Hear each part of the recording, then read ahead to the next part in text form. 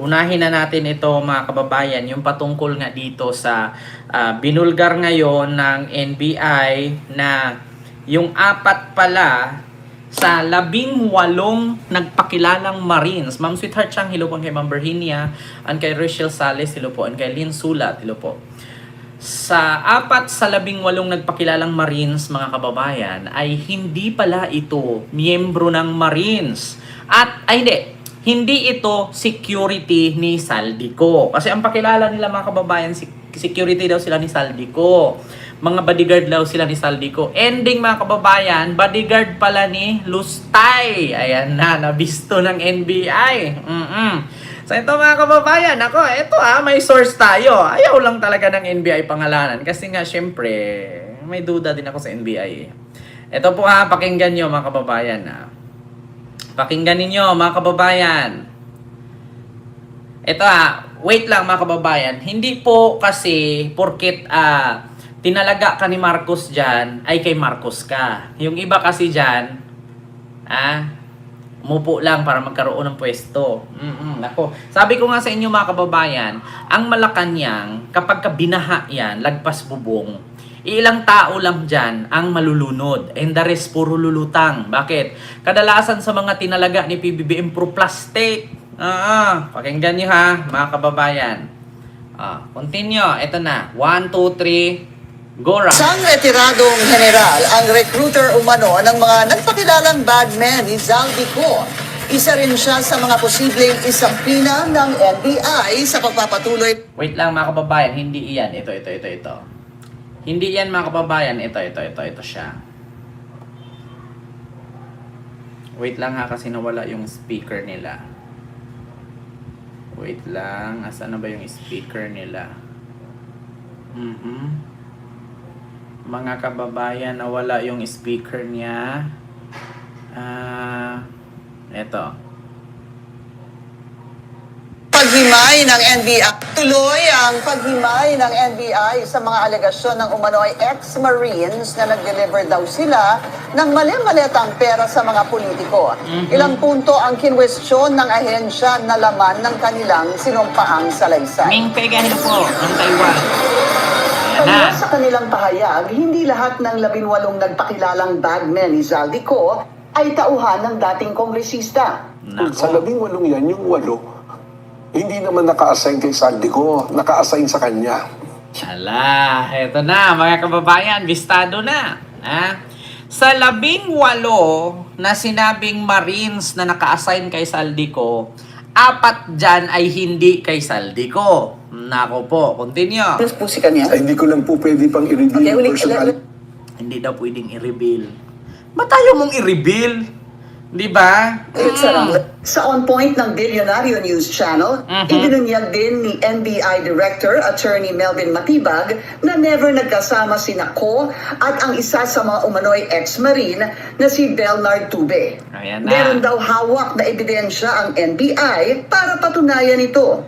Minention po nila si Tube tsaka si Zaldico na nag-arkila sila sa air taxi. Nagsampuy na dosis telecom po kami sa air taxi. Nag-issue na ng certification, but since 2022 hanggang 2025, Ma'am Alice, lang naging pasaherong magkasama si Zaldico at yung si Tube. So yung po document yun. That is an authorized document issued by air taxi. Ako po yung nagtrabaho, Ma'am Pinky, sa airport as general manager. Lahat po ng sumasakay at tumaalis mo sa airport po, may record po lahat na pangalan yan. Tama. Kahit private plane pa po yan. Napag-alaman ding sangkot sa iba pang kaso ang ilan sa alleged bagmen tulad ng frustrated murder, violence against women at estafa. Kita nyo mga kababayan? Kaya sa mga nagtatanong dyan, bakit ba tayo maniwala at bakit ba natin pagkatiwalaan itong mga to?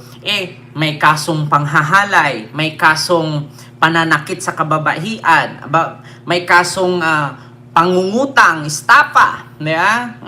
Tapos magtiwala ka sa mga yan, puro manluloko, puro kriminal. Kita mo mga kababayan? Kaya sa totoo lang, mga kababayan, bistadong-bistado na. Ulitin ko Tuloy ang paghimay ng NBI sa mga alegasyon ng umano'y ex-Marines na nag-deliver daw sila ng mali-maletang pera sa mga politiko. Ilang punto ang kinwestiyon ng ahensya na laman ng kanilang sinumpahang salaysay. Ma'am Susan Vergara, hello po. Ayon sa kanilang pahayag, hindi lahat ng 18 nagpakilalang bagmen ni Zaldico ay tauhan ng dating kongresista. Oh, di ba? Hindi lahat na nagpakilalang bagman ay tauhan ni Saldico. Kasi ang 4 dyan ay tauhan lustay. Sa 18 yan, yung 8, hindi naman naka-assign kay Sal. Oh, yung 8 pala eh. Yeah? Oh, alam ko yung 4 lang kay lustay. And the rest yung 4 doon yan kay... Nako, tatakbong mayor pa naman. Ko, naka-assign sa kanya. Sino po si kanya? Ay, hindi ko lang po pwede pang i-review yung personality. Sa On Point ng Bilyonaryo News Channel, ibinunyag din ni NBI Director Attorney Melvin Matibag na never nagkasama si Nako at ang isa sa mga umano'y ex-marine na si Belnard Tube. Meron daw hawak na ebidensya ang NBI para patunayan ito. Minention po nila si Tube tsaka si Saldico na nag-arkila sila sa airtime. O, kita nyo yan? Mininsyon pa ni Tobe na nag-arkila daw sila ng eroplano. Sumakay daw sila kasama si Saldico. Pumunta daw sila ng Lawag, no? Ng, tawag dito, hindi siya Lawag, Paway. Pumunta daw ng Paway, naghatid ng 5 maleta. Tapos ngayon, nung ichinek ito ng air taxi, kung totoo ba, na pumunta ng Paway kasama si Saldico, never silang nakalagay doon ng pangalan ni Saldico at pangalan ni Tube na pumunta ng Paway. Pangalawa mga kababayan, doon pa lang sa tawag dito, doon pa lang sa sinasabi nilang 5 maleta na idiniliver sa bahay daw ni PBBM sa Paway, ang pagkakaalam ng lahat, hindi pa naman po tayo ulyanin, hindi pa naman po tayo tanga, na wala pong bahay ang mga Marcos sa Paway. Meron po doon ay ang Malacanang, no, of the North, no, na kung saan hindi po yung bahay, ginawa po yung tourist spot. At ang sabi pa nga niya, lake. O bakit hindi niya masasabi yung Malacanang of the North? Bakit lake lang? Kasi mas mabilis memorizein ang lawa, yung lake. Yeah? Tapos ang sabi, noong nilabas ito ni Attorney Baligod sa press con, ang sabi 5 daw ang i-deliver kay PBBM. Tapos ending, noong in-interview ulit ni Jessica Soho, 3 na lang. Tapos ngayon, nung inimbestigahan ng NBI, hindi sila pumunta doon kasi wala silang record, walang pangalan doon sa air taxi na nakasulat na ang pangalan ni Tube at ni Saldico na sumakay sa helicopter, hinatid doon sa Paway, walang ganong record.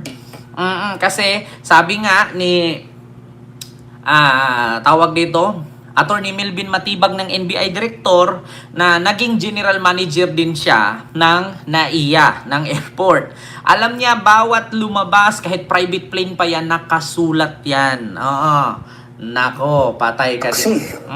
Nagsampuy na dosis tekom po kami sa air taxi. Nag-issue na ng certification, but since 2022 hanggang 2025, never nilang naging pasaherong magkasama si Saldico at yung si Tube. Di ba? 2022 hanggang 2025, never nilang naging pasahero, 'di ba?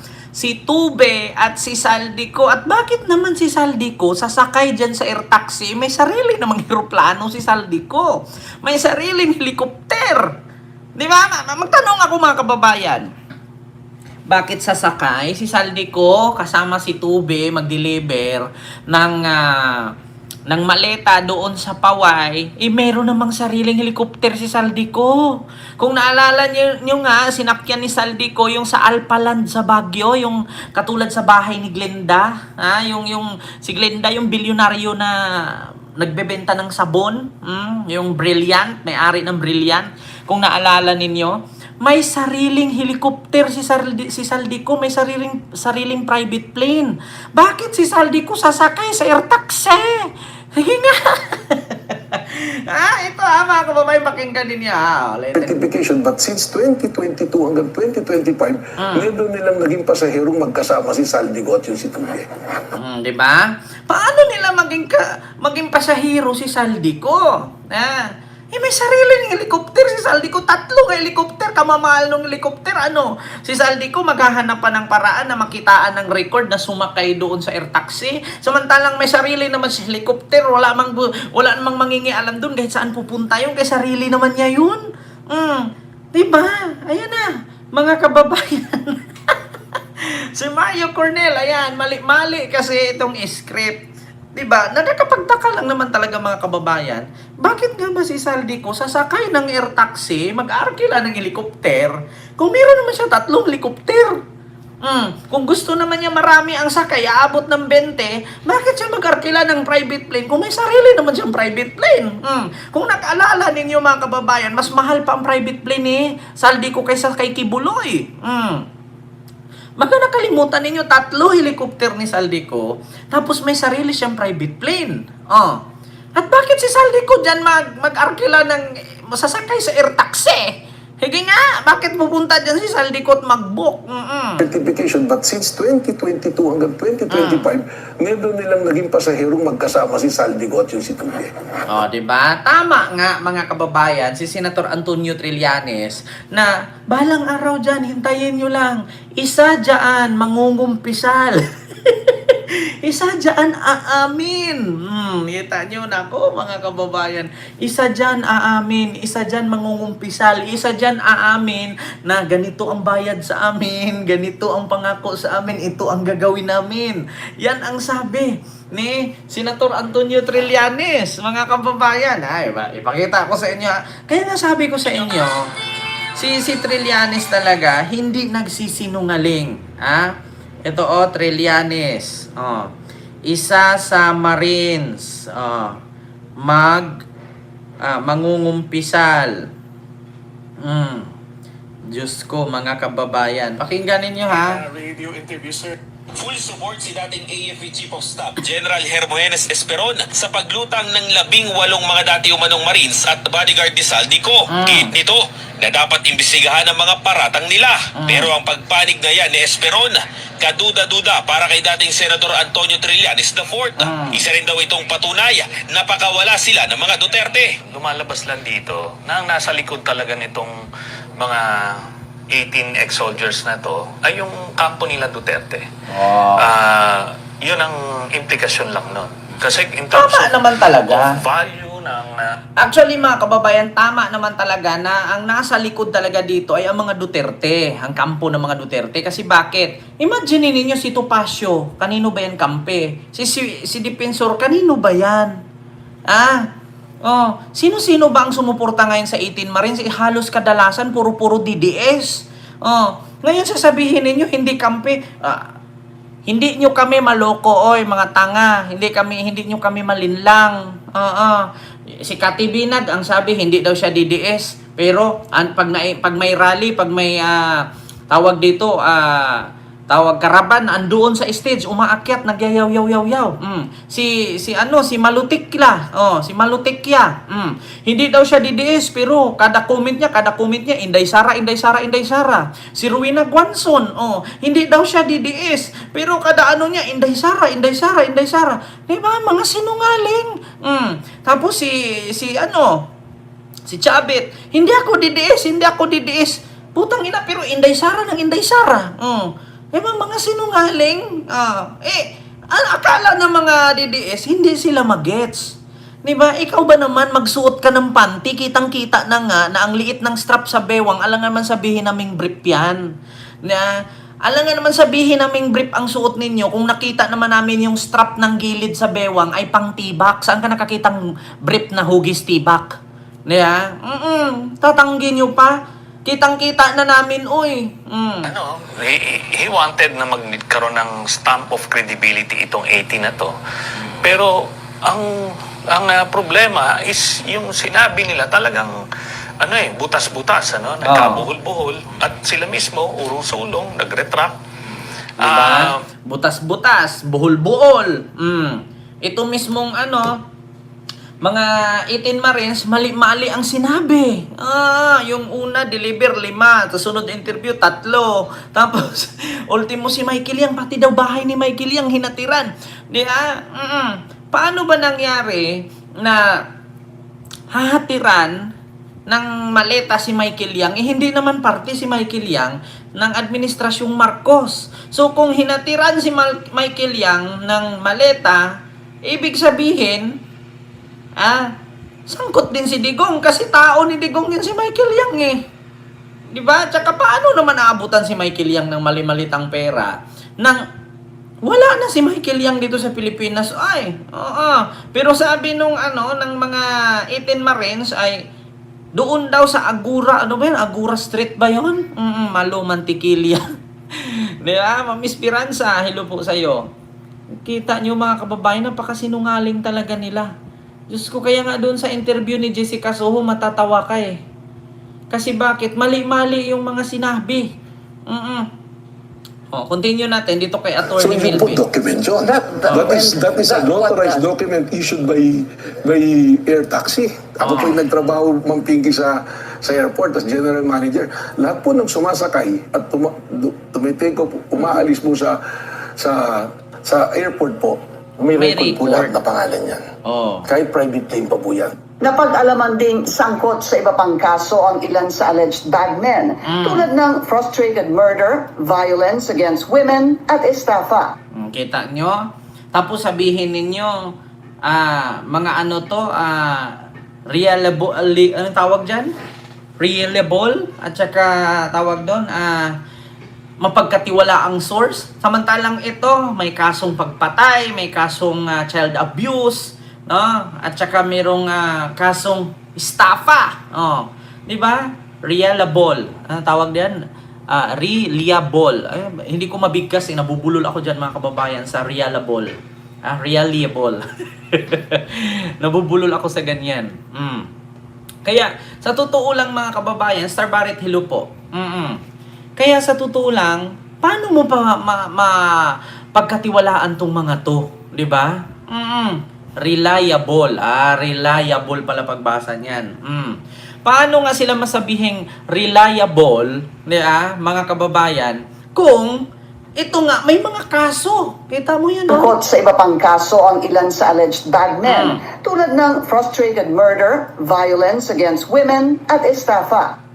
Dagdag ni Matibag, very odd, na iisa lang ang kanilang affidavit. Tinawag diba? po namin sila 18, pwede bang, ang una po namin sa pwede bang mag-issue kayo ng sarili nyong affidavit, ng sarili nyong salaysay, dahil ang sworn affidavit po, that is a personal recollection of what you do, yung participation mo. So very unusual po, na 18, na sasabihin mo, ganito yung kwento ko. Hindi naman kayo araw-araw sigurong kasama ko. Totoo may nangyari yan. Hindi rin ligtas sa batikos ang kanilang abogado na si Attorney Levito Baligod. Kasama siya sa mga perjury complaint na inihain ng ilang opisyal. May ads lang ha mga kababayan. Kasama si Baligod. Ma'am Lynn Sudo, hello po. Ang kay Rick PC. Music Stories, hello po. Diba? Kita nyo mga kababayan, ganun sila. Ang dami kasing nauuto ng mga yan eh. Meron po kaming mga abogadong tinatawag na Code of Professional Responsibility and Accountability, CPRA. Hindi po dapat kami magkukonsinti kung isang maling gawain. We will not tolerate na may magsusumiti po ng maling paratang o maling ebidensya sa isang tao. Ayon din daw mismo kay Baligod, 103 na individual ang kinausap nito para lumantad, pero 38 lang ang pumayag. Magsasagawa raw sana ng sariling press conference ang ilan pa sa kanila, pero tila hindi na ito itutuloy. Baka hindi na po dahil ngayon nga sinasabi nila natatakot, pero very coincidental na nung nilabas namin yung sumpina, that's the time na biglang may threat sa buhay nila. May alok naman si Matibag. Kita nyo, nung nilabasan sila ng Sabina, ay nagkaroon daw ng threat ang buhay. Yan. Asaan na ba si Baligod? Hindi natin alam kung nasaan. Kanina nasa NBI po. Kaya sa totoo lang mga kababayan, hindi mo talaga sila mapagkatiwalaan. Di ba? Diyos ko, 8 sa 18 hindi security ni Saldico. Kasi daw ito'y security niya. Ni ganon. Ni Lustay. Ala, mga kababayan, eto na nga. O, continue. 18 alleged ex-Marines na nangangamba umano sa kanilang seguridad. As the director of the NBI and the entire strength of NBI, kung meron pong threat sa kanila to do harm, we're offering the professional service of NBI. We can even provide safe houses for them. And kung may mangyari sa kanila during the time that they are under our care, I will be personally responsible and the entire bureau po. Sa Huwebes, ang deadline ng sabinang inisyu ng NBI laban sa mga dati umanong sundalo. Diba? Kita nyo? At bukod dyan mga kababayan, ano pang sabi ng NBI? Ito, sabi ng NBI ha, pakinggan nyo. Kung bakit kahina-hinala, mga kababayan. Ang sabi ng NBI. Bagay yun, kasi kung titingnan mo, sasabihin mo, maliit na bagay yun. Kasi sinabi dun nung isa, 5 maleta. Naging 3 na nung kay Jessica Sohona.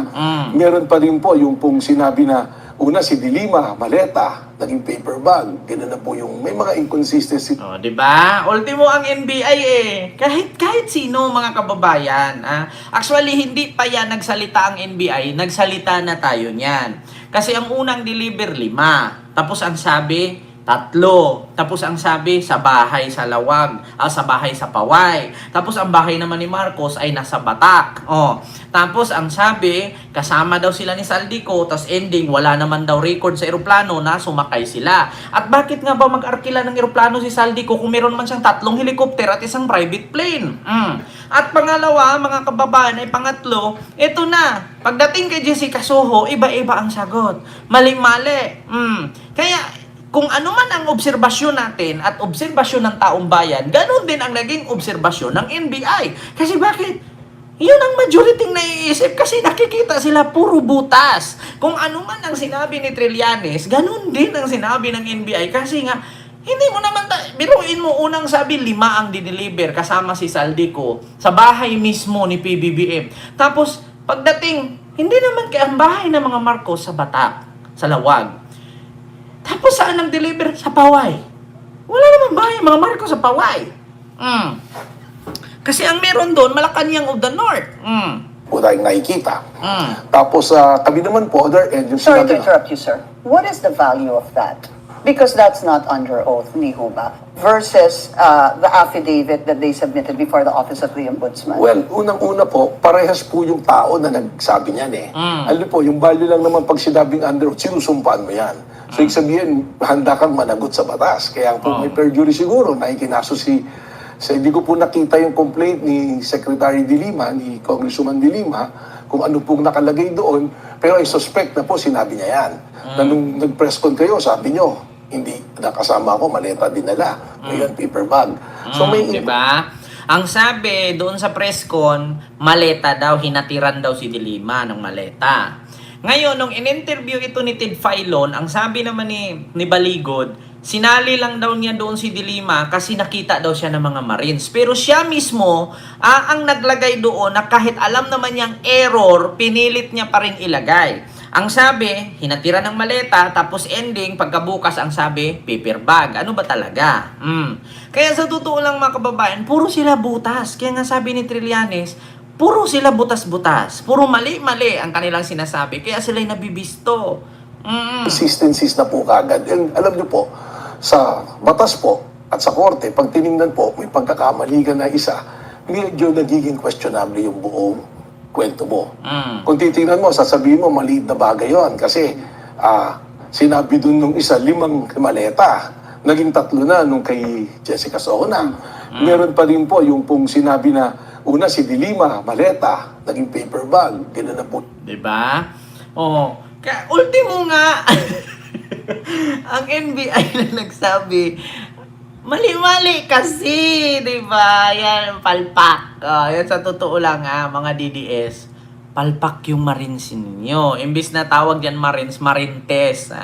Marites na yan tawag dyan, mga kababayan. Ayan, sabi ko nga sa inyo Ultimo NBI, nabisto na kayo. Nabisto. Pati NBI. Alam nyo kung dalhin nito sa husgado, tapos tanungin yung isa, ang sagot, 5 hinatid. Tapos, tanungin naman yung isa, kasi lahat sila mga kababayan, kung ano yung affidavit nila, pareho lahat, 18. Sa 18 Marines, sa nagpakilalang Marines, no, ang 4 daw dyan ay bodyguard ni ganito. Yung, ang 8 ay hindi Marines, pero yung 4 ay bodyguard ni Lustay. Yung 4 ay mga kulurum. Ngayon, mga kababayan, siyempre, kung halimbawa dadalhin sa Senado yan, katulad kay Gutesa. Kay Gutesa pa nga lang pinagtawanan na kasi bakit? Nagmamadali na magsalita. Tapos merong pang coach, ang sabi, doon sa likod ni Erwin Tulfo, gumaganon-ganon. Ganyan-ganyan yung matanda, gumaganon, tapos gumaganon. Tapos, gumaganon na nga yung matanda, gumaganon-ganon. Sabi pa ni Marcoleta, huwag ka magmadali. Bakit? Yung paragraph 20, nakalimutan mo nabubutasan tapos ending, hindi na nagpakita. Tapos ngayon, mga kababayan, eto na naman. Mali-mali. Kasi, totoo lang, wala namang problema kung yung 18 na yan ay iisa lang ang affidavit. Ang problema lang kasi, kapag tinanong yung isa, hindi alam sagot kasi nasa kanya yung mic, tapos siya na yung automatic sasagot, babawiin naman nung isa, ako muna, ako ang sasagot dyan. Yung parang ganun. Akala ko ba lahat sila magkakasama? Pero bakit yung isa ang sagot 5, tapos yung sagot naman isa 3? Diba? Kaya sa totoo lang mga kababayan, nagkanda butas-butas, nagkambisto-bisto sila. May mga sumisinyas Diba? Ayan na. Diyos ko, dimuga. Kaya nga sabi nga ni Crispin Remulla, ni Ombudsman, wala akong time dyan. Kalukuhan yung mga sinasabi ng mga Marines na yan. Diba? Kaya sabi nga ni Boying Remulla, kalukuhan yung mga pinagsasabi niyan. Ito pakita ko sa inyo. Si Boying na nagsabi. Kalukuhan yung mga pinagsasabi. Ano yun? Pag tumai yung isa, sasabay yung 18, 17. Kasi 18 sila Ano to? Pag tumai yung isa, lahat sila sabay-sabay. Ito mga kababayan, pakita natin wait lang. Hindi ito kasi medyo... Ito mga kababayan. Ito Boying. Boying Remulla. Ayan. Sa 18 Marines. Natatawa talaga ako dito kay Boying. Hindi, pero yung affidavit, parang pag-usapan. yan. Kasi simple lang yung observation ko. 18 As a lawyer. 18 people sign one affidavit. And an affidavit is supposed to contain, dapat yan, ang nakasulat dyan, personal knowledge mo. Of my own. Yung sarili mo lang, karanasan. Alam mo. Kaalaman, sarili mong karanasan. Karanasan. Paano naging common knowledge sa kanila yung 18 sila lagi magkakasama? Sa buong affidavit na yon? Sa lahat ng lakad, magkakasama sila ng 18? So, Ano yun? Ibig sabihin yung 18 na yun, pag gumilos yung isa, 18 sila lahat. 18, lahat makilos sila. Sabay-sabay. Ante, Imposible yun. merong ano dyan. Merong explanation si Levy. Hindi, sinasabi ko lang. Diba? Meron daw explanation si Libby Baligo dyan.